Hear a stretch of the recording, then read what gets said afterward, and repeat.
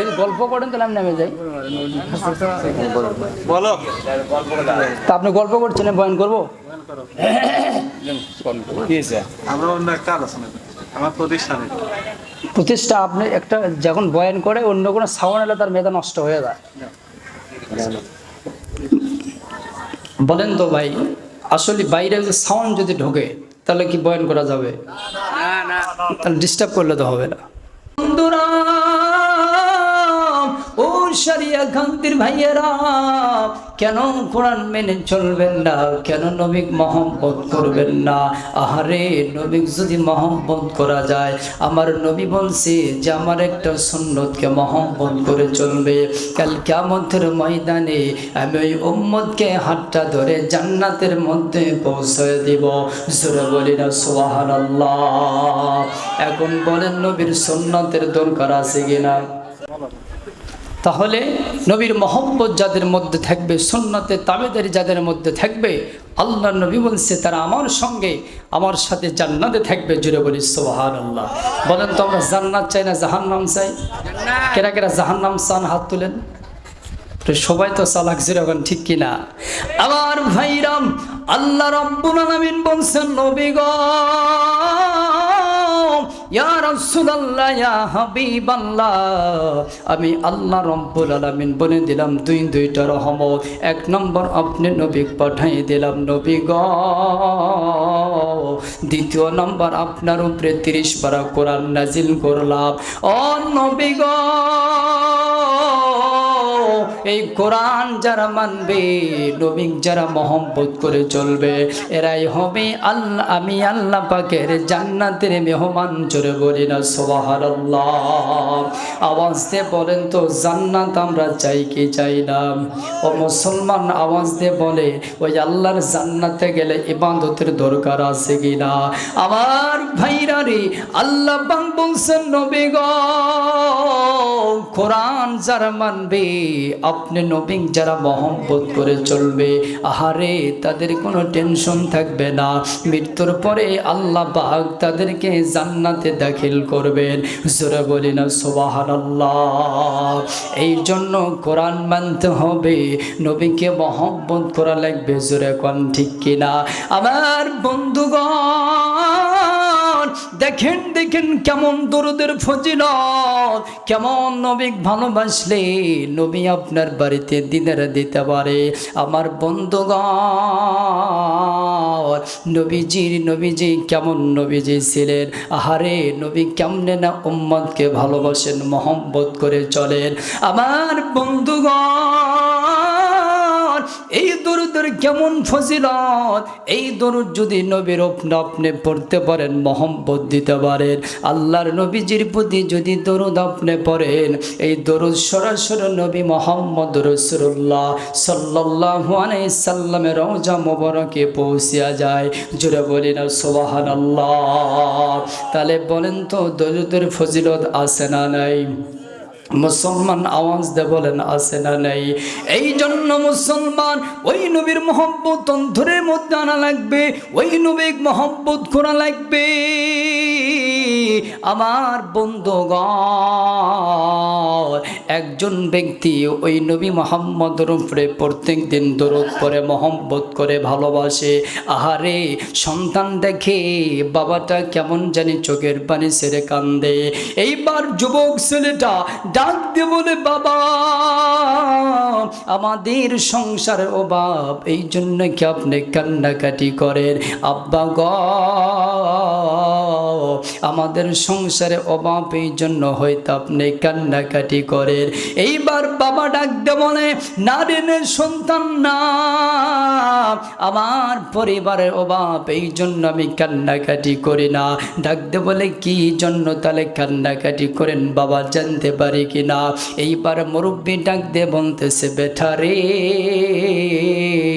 আমার মনের মধ্যে ছিল আমি নবী মুহাম্মাদের রওজাতে যাইতে চাই। জোরে বলি সুবহানাল্লাহ।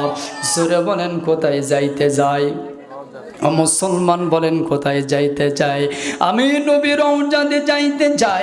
এই কথা বলে আর কান্না করে। আমার বন্ধুগণ কয়েকদিন পরে এরম করতে করতে হঠাৎ করে ওই মুরব্বিটা মারা গেল। আহারে মুসলমান বন্ধুগণ, দেখেন নবীর মহব্বত কারে বলে। নবীর প্রতি দরুদ পড়লে, নবীর প্রতি দরুদ পড়লে মহব্বত করলে কেমন ভালোবাসা পাওয়া যায়।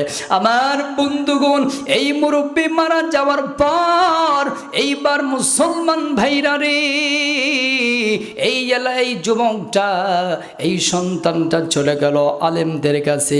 যাওয়ার পরে বলছে, আপনারা আমার বাবার একটু জানাজার নামাজটা দিয়ে দিবেন, জানাজা করবেন। আমার বন্ধুগণ, রাত্রিবেলা মারা গেছে, জানাজার জন্য সকালে যখন চলে গেছে, আমার বন্ধুগণ কিতাবের মধ্যে লেখে, রাত্রি যখন বাবা মারা যায়, এই বাবাকে সন্তান দেখার পরে দেখি সন্তান বাবার চেহারাটা আগের মতো নাই, কেমন জানি কালো হয়ে গেছে।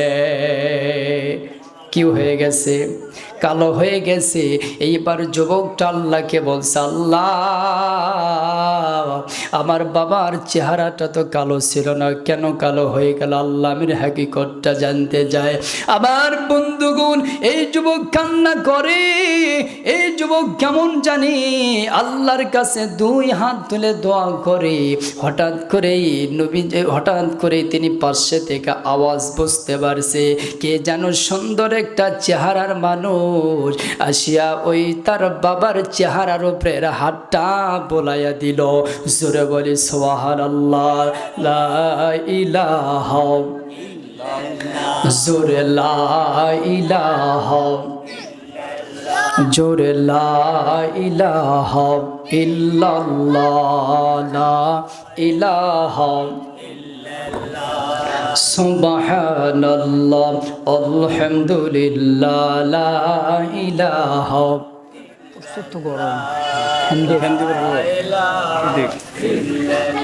ঘেমে যাচ্ছে ফ্যানটা দেন। ইল্লাল্লাহ, লা ইলাহা, জোরে লা ইলাহা, ও লা ইলাহা ইল্লাল্লাহ, লা ইলাহা। আমার বন্ধুগণ, আমার ভাইরা,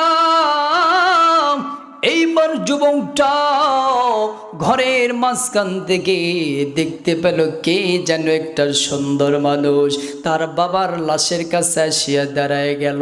তার বাবার লাশের উপরে হাতটা যখন বলিয়া দিল, আহারে মুসলমান, যুবক কিছুক্ষণ আগে দেখছে বাবার চেহারাটা কালো ছিল, একটু পরে চেহারার দিক তাকাইয়া দেখে বাবার চেহারার ভিতরে কেমন জানি নূর জ্বলতেছে। জোরে বলি সুবহানাল্লাহ।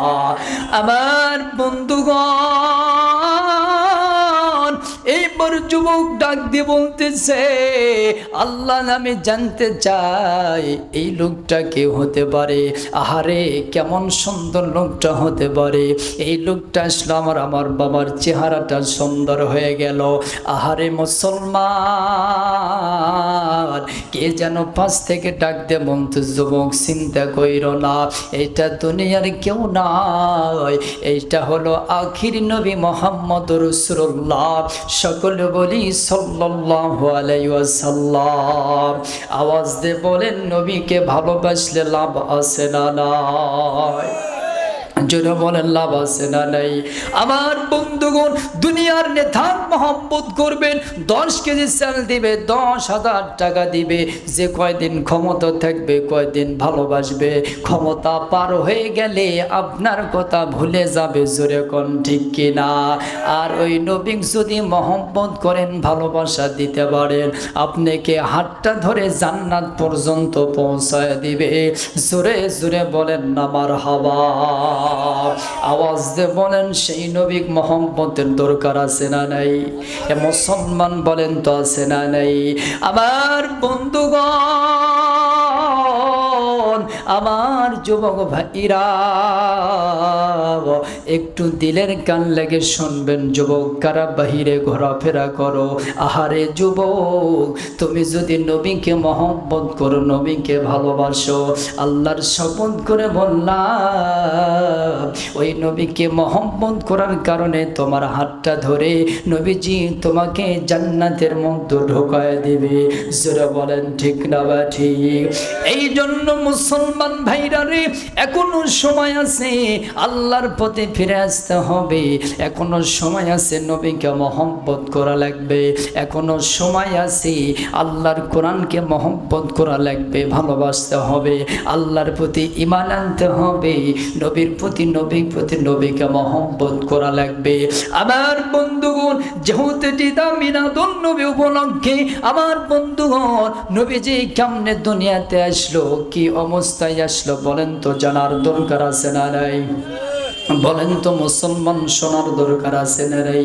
আমার বন্ধুগণ, আমার ভাইরা, ওই নবী কেমনে দুনিয়াতে আসলো, কেমন নবী ছিল? নবী দুনিয়াতে আসার পর থেকে বরকত আর রহমত শুরু হয়ে গেল। জোরে জোরে আওয়াজ দিয়ে বলি না সুবহানাল্লাহ। আমার বন্ধুগণ, কেমন বরকতওয়ালা নবী! নবীর বাড়ির পাশে একজন মহিলা সাহাবীর বাড়ি ছিল, উম্মে মাবদা। আমার বন্ধুগণ, নবীজি কয়েকজন সাহাবীকে নিয়ে ওই বাড়ির মধ্যে যখন যাচ্ছিলেন, আহারে বাড়ির পাশ দিয়ে যাইতে যাইতে আল্লাহর নবী দেখে ওই মহিলা টুকরে টুকরে কান্দার। আল্লাহ কয়, আল্লাহ আমার একটা ছাগল আছে, কিন্তু আমরা গরিব মানুষ আল্লাহ গো, আহারে এই ছাগলের দুধটা তো দহন হয় না। এই কথা নবীজির কানের ভিতরে যখন চলে গেল, নবীজির কানের কাছে আওয়াজটা যখন চলে গেল, এর সারিয়া কান্দির বন্ধুরা, ও রোদয়ের বন্ধুরা, একটু দিনের কান লাগে শুনিয়ালেন। এই সাউন্ডটা নবীজির যখন কান মোবারকে চলে গেল, আল্লাহর নবী বললেন, সাহাবীরা দেখো তো